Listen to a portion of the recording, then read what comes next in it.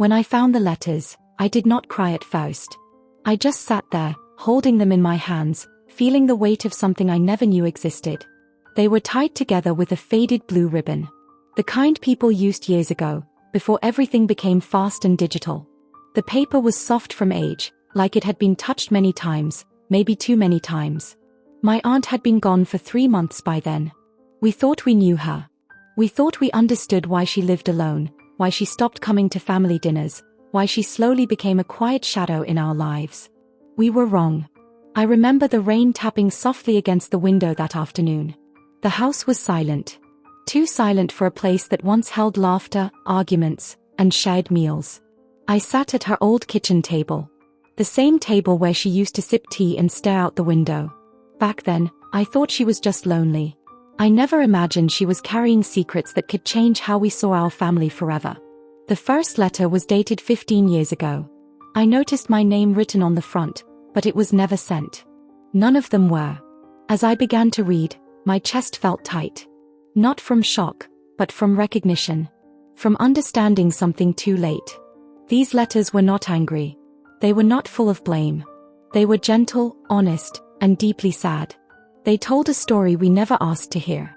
A story about being forgotten while still alive. About loving people who slowly stopped choosing you. By the time I reached the second letter, my hands were shaking. Not because I was scared, but because I realized something painful. Our family did not break suddenly. It broke quietly. And my aunt saw it happening long before the rest of us did. My aunt's name was Margaret, but everyone called her Maggie. She was my mother's older sister. The one who always showed up early and stayed late. When I was young, Maggie felt like part of the background of my life. Always present, always helpful, never demanding attention. She never married. No children of her own. And because of that, people often treated her time like it was less important. She worked at the local library for almost 30 years. She liked quiet places. She liked order, routine, and simple joys. Every Sunday, she baked bread. She wrapped it in clean cloth and brought it to whoever needed it. No announcements. No praise expected. Our family was not cruel. But we were busy. We had our own lives, our own problems, our own noise. My mother had 3 children. I was the youngest. Maggie helped raise us in ways we never noticed. She watched us when our parents worked late. She attended school events when my parents were too tired. She remembered birthdays when others forgot. As years passed, things shifted. My siblings moved away. I got married. My parents aged. Family gatherings became shorter, less frequent. And Maggie slowly moved from the center to the edge. At first, she was still invited. But sometimes she couldn't make it. Then sometimes she wasn't invited at all. Nobody said it out loud. It just happened. When my mother passed away, Maggie changed. She became quieter. More withdrawn. I remember thinking she just needed time. But time kept passing, and she never returned to who she was. She stopped calling. Stopped showing up unannounced. Stopped offering help. We thought she was choosing distance. We never considered she felt pushed there. After she died, the house felt different. Like it was holding its breath. We were sorting through her things when I found the letters. Hidden in a wooden box beneath old photographs and receipts. That box was not locked. But it was never meant to be opened by accident. RST letter was addressed to my mother. In it, Maggie wrote about feeling invisible. Not unloved, but unnoticed. Like a piece of furniture everyone relied on but never thanked. She wrote about family dinners where she sat quietly while conversations passed around her. About offering help and being told, "It's fine, we've got it," again and again. At first, I wanted to defend us.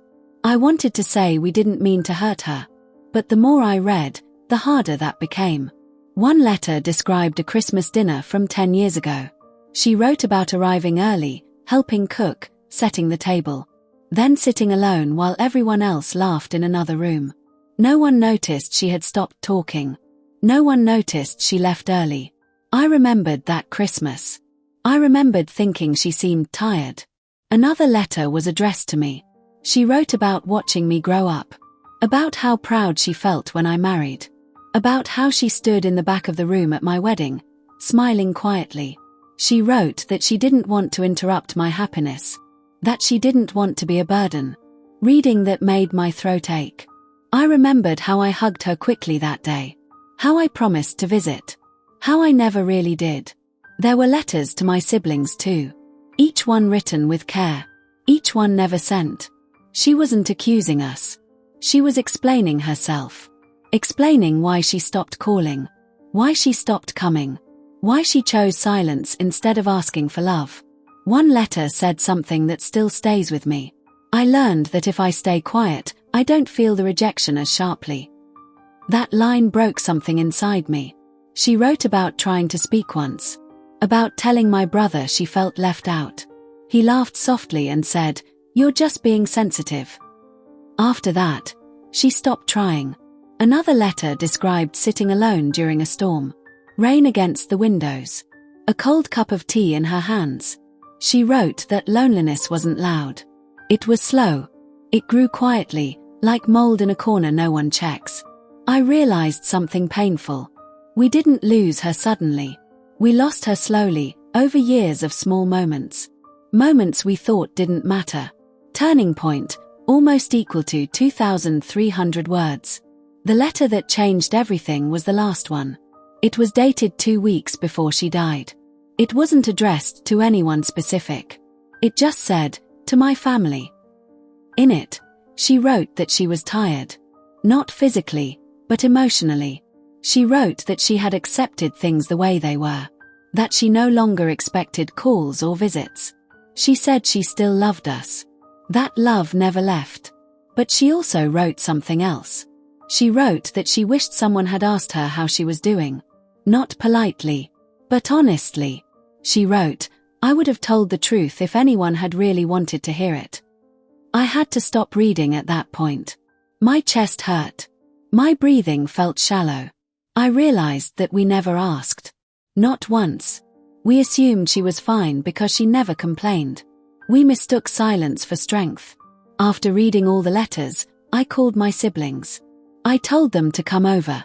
We sat around the same kitchen table. The letters laid out between us. No one spoke at first. Then my brother whispered, "I had no idea." My sister cried quietly. Not loudly. Just tears falling onto her hands. We took turns reading. Listening. Understanding. There was no anger in the room. Only regret. We talked about the moments we remembered differently now. The times she left early. The times she smiled politely and said she was fine. We realized how easy it is to miss quiet pain. That night, I dreamed of her sitting at the table. The rain outside. The kettle boiling. She looked peaceful, but still distant. We couldn't change the past, but we could change how we carried it. We decided to read the letters again. Not to feel guilty, but to learn. We talked about how we treat each other now. How often we assume instead of asking. I started visiting my father more often. Not just checking in, but sitting with him. My siblings began calling each other regularly, even when there was nothing important to say.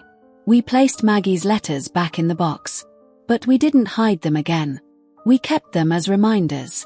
Sometimes, I still sit at her table. I imagine her there. I talk to her quietly. I tell her I'm sorry. Not in a dramatic way. Just honestly. I tell her we see her now. It's strange how someone can be present for so long and still feel unseen. Maggie taught me something she never meant to teach. That love needs attention. That silence is not always strength. That the quiet ones need asking too. If you have someone in your life who never asks for much, check on them. Sit with them. Listen.